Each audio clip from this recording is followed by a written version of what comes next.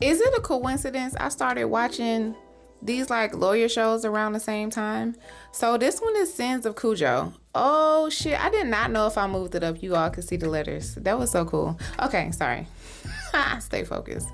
So anyway, I started watching these two different lawyer shows around the same time. I started this one, Sins of Cujo. This one is a Japanese show. It is actually originally a manga. So this main guy right here with like the nasal strip on his nose is a lawyer, but he's notoriously known to be a lawyer that protects criminals. The worst of the worst is who he protects, right? And so the guy to the what is this? The guy to the left of him, he pretty much is being his intern now because he wants to, I think, figure out morally if Cujo is a bad person. Like, is he actually a horrible person or is he just a really good lawyer, right?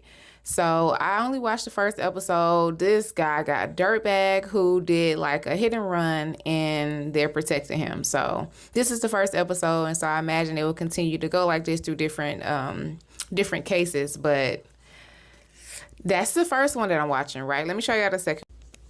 Okay, this is the second one, The Evil Lawyer. Can you guess who's the evil lawyer? You can see it in her eyes, right? This one is, I think this one is Thai. I think this one is a Thai show. So, yeah, so this one is Thai. And the evil lawyer, yes, is the woman.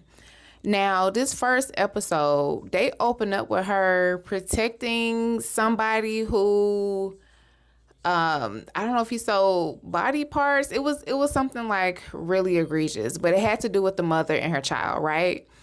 And at one point, she called the child like a bag of meat or a piece of meat. And I was flabbergasted. I said, oh, she ain't no good. And of course, the lawyer who's next to her in this clip is not the one who she was going against in this particular case. But the lawyer she was going against at the time was like, Your Honor, how can she say something like that? You know, of course, like a normal reaction. Like, how would you call somebody's child like just a piece of meat? Like, that's wild to say. That's why I'd even have a thought like that. But for you to actually say it out loud, that's crazy. But needless to say, she also got her client off, right? Now, the whole thing that's crazy about this is that her assistant is a pregnant woman. And so the whole time the pregnant woman is sitting next to this, you know, the person that they were representing, which is the guy who's accused of killing this baby, right, or doing whatever, selling these parts. And so she's rubbing her stomach, and as they're leaving, this evil lawyer is like, yeah, I need to bring you more often. You're good for semantics, or you're good for, like, you know, show, pretty much. I said, yo, she ain't no good. She is no good. And so I'm like, is it a coincidence I started watching these shows at the same time? And it's crazy because Sins of Cujo, that one came out. Sins of Cujo been out a little bit longer than The Evil Lawyer. The Evil Lawyer just released like maybe a week ago. And Sins of Cujo had been out for like a few weeks.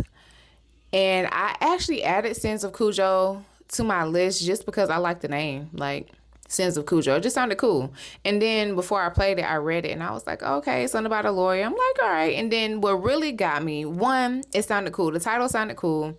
And then two, I saw that it was originally a manga and I was like, okay, I'm fairly sold. So I went ahead and pressed play. And yeah, lo and behold, it is about a horrible lawyer.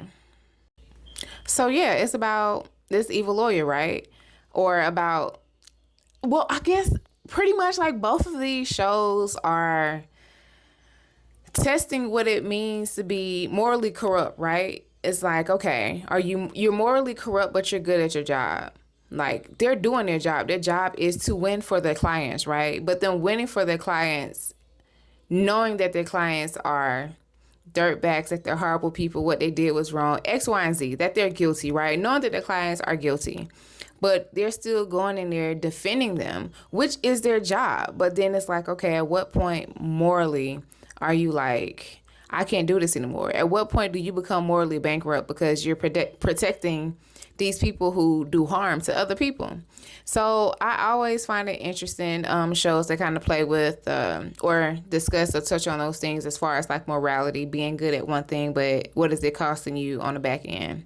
So yeah, these are the shows I'm watching. I'll say coincidentally, because I actually did not plan on watching these like together like this for real, but here I am. So yeah, if you've seen either of these, The Evil Lawyer, well, actually don't tell me nothing, okay? Because I ain't finished it. But I would like to know if you have read The Sins of Cujo. How does it end for Cujo? Like for some reason, I feel like somebody might try to off him or something. I don't know. Anyway.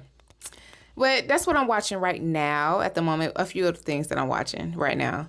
And let me know what y'all think. Let me know if y'all gonna check them out. Or how do y'all just feel about the topic? How about that? How do you all feel about the topic of being morally bankrupt? They're good at their job, but morally, they in the dumps. Let me know. Holla.